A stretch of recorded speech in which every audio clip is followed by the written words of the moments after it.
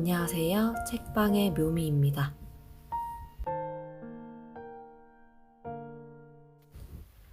예전에 제가 돈을 벌기 시작하고 1년 정도 지났을까? 그때 가지고 있던 물건들을 거의 반 넘게 처분한 적이 있어요. 그 무렵에는 스트레스를 받으면 무언가를 막 사들였었는데 하루는 제 방을 돌아보니까 방구석에 쓰지도 않은 물건이 이만큼 쌓여 있는 거예요. 그때부터 물건뿐만 아니라 나의 생활 습관에 대해서도 조금씩 돌아보게 되었고 그 변화의 길잡이가 되어준 것들이 바로 여기에 있는 책들입니다. 가장 대중적으로 유명한 책이죠. 도미니크 로로의 심플하게 산다. 그리고 유명하진 않지만 가장 제가 많이 읽었던 샤를 와그너의 단순한 삶. 그리고 바로 코이케 류노스케의 침묵 입문입니다. 사실 요즘에 제가 말을 하고 나서 그다음에 돌이켜보고 반성을 하게 되는 경우가 좀 많았어요.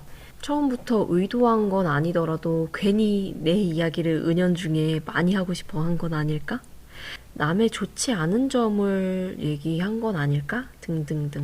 그래서 제가 한 이야기에 대해서 돌이켜보면서 부끄러움도 좀 느끼고 계속 이런 말버릇으로 내가 한 말들을 계속 굴려 나가도 되는 걸까? 라는 고민이 부쩍 많아지는 요즘이었습니다. 그렇게 요즘에 말을 좀 줄여봐야겠다 하던 중에 다시 예전에 한번 읽었던 이 책을 꺼내보게 되었고 예전에 읽었을 때보다 훨씬 더 공감하면서 읽을 수 있게 되어서 오늘 3가지 키워드와 함께 이 책을 가져와 보게 되었어요. 이 책의 저자는 유명하신 분입니다. 일본의 스님 코이케 류노스케인데요. 이분의 책 중에서는 베스트셀러도 많아요. 생각 버리기 연습, 그리고 여기 있는 이 화내지 않는 연습.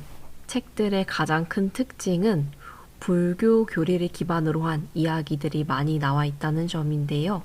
처음에 스님이 쓰신 책이라서 그리고 불교를 다루는 책이라서 어떤 종교, 철학적인 풀이 이런 것들이 너무 어렵지 않을까? 라는 겁이 좀 있었거든요. 하지만 읽어보면 전혀 그렇지 않습니다. 오히려 불교라는 것에 대한 이해가 없더라도 이 책을 통해서 마음을 열 수 있을 만큼 설명이 가벼운 편이고요. 예를 들어서 이분은 불교에 대해서 이렇게 정의를 내리십니다. 일반적으로 불교는 부처를 믿는 종교라고 생각하기 쉽다. 하지만 원래 불교는 자기 자신을 철저하게 들여다보며 생활이나 생각의 스타일을 디자인하는 방법을 뜻한다. 그래서 불교를 불법이라고도 하는 것이다.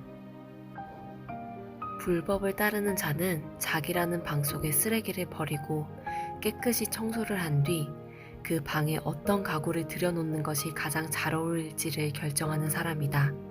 이런 과정은 일종의 정신적인 단련을 뜻한다. 이때 자기라는 방에 어떤 가구가 필요하고 불필요한지를 잘 판단하고 배치해야 한다.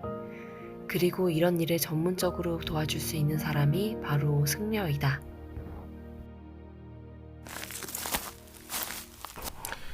이 저자는 승려로서 일본에서 상담과 명상 지도를 하신다고 해요.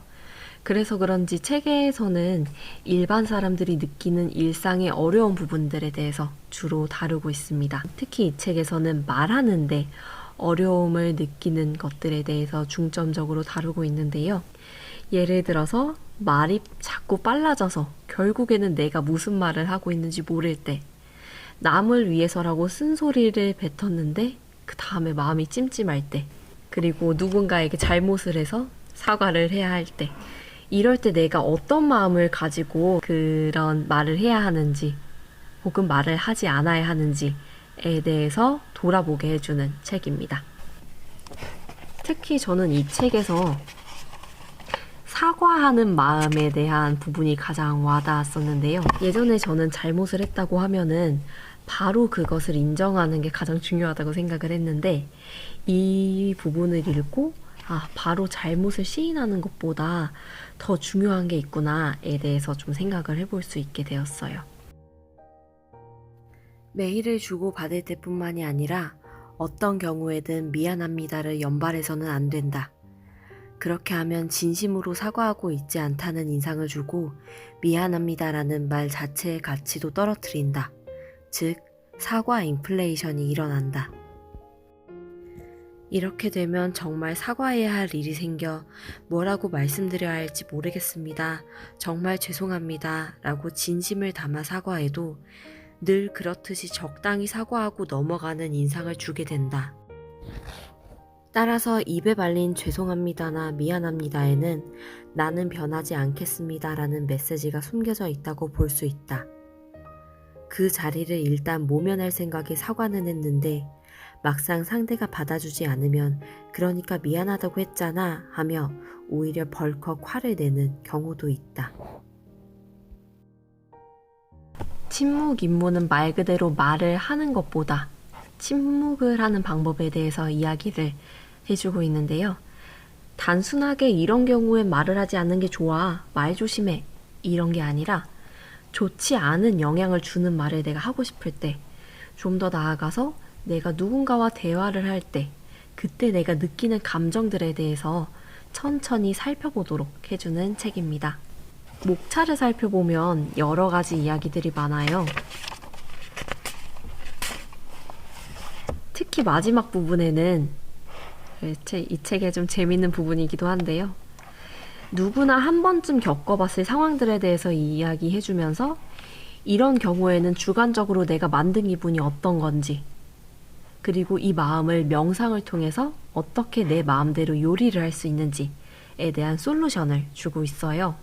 예를 들어서 무심코 자기 이야기를 할 것 같을 때, 무언가를 해주고도 감사 인사를 받지 못할 때, 어떤 것을 선택할지 몰라서 헤맬 때, 다이어트 중인데도 먹고 싶어서 참을 수 없을 때 등등 누구나 한 번쯤은 고민해 볼 만한 상황에 대해서 한 장으로 짧게 설명을 해줍니다. 사실 저는 말을 하고 나서 자기 전에 내가 왜 그런 말을 했을까? 잘 때 이불도 정말 많이 차는 편인데요. 이 책을 들이고 나서부터는 그래도 내 마음에 대한 길잡이가 하나 생긴 것 같아서 좀 든든합니다. 그래서 저는 이 책을 누구에게 어떤 상황에 있는 분께 추천하고 싶냐면요. 우선은 첫 번째로는 마음이 번잡할 때 그때 가볍게 읽을 만한 책으로 추천을 하고 싶어요. 다른 책들도 정말 좋은 것들이 많지만 이 책은 내용의 연속성이 그렇게 크게 중요하지는 않은 편이라서 우선 상황에 따라서 골라 읽기가 좀 좋은 구성입니다. 그래서 그때그때 목차를 보면서 끌리는 부분 몇 페이지를 읽고 그 다음에 또 관심이 가는 이야기가 있으면 조금 더 그 책을 읽고 이런 식으로 조금씩 보더라도 지장이 없는 책입니다. 그리고 두 번째로는 말을 그리고 제대로 하고 싶은 분에게도 이 책을 추천드리고 싶어요. 이 책을 읽고 저는 안 할 말을 안 하는 게 말을 잘하는 가장 기초적인 기술이 아닐까? 라는 생각을 좀 했습니다. 그런 점에서는 어떠한 말하기 기술책보다 더 먼저 찾아서 읽어볼 만한 그런 책인 것 같습니다. 다만 한 가지 참고하셨으면 할 만한 점은 잠들기 전에 편하게 읽을 만한 책은 좀 아닐 수도 있어요. 코이케 류노스케 이분께서 다른 책들은 조금 덜한 것 같은데 유난히 이 책에서는 말투가 좀 단호하신 편이라서 그래서 약간은 혼나는 느낌이 들 수도 있지만 조용히 나를 돌아보고 싶을 때 그럴 때 읽기를 추천드립니다. 오늘 여러분께 처음으로 책 소개를 해드렸네요. 지금까지는 책을 읽고 혼자 그냥 느낀 점을 적거나 친구들한테 괜찮은 책을 추천해주는 그런 정도였는데 또 이렇게 카메라를 켜고 이제 여러분들이 보실 수 있는 영상을 이렇게 찍으니까 앞으로 책을 좀 더 많이 읽고 더 좋은 책을 추려나가고 싶다라는 좋은 긴장감이 듭니다. 책에 대한 다른 이야기들 댓글로 남겨주셔도 좋고요. 구독과 좋아요도 눌러주시면 감사하겠습니다. 그럼 다음 영상에서 더 좋은 책으로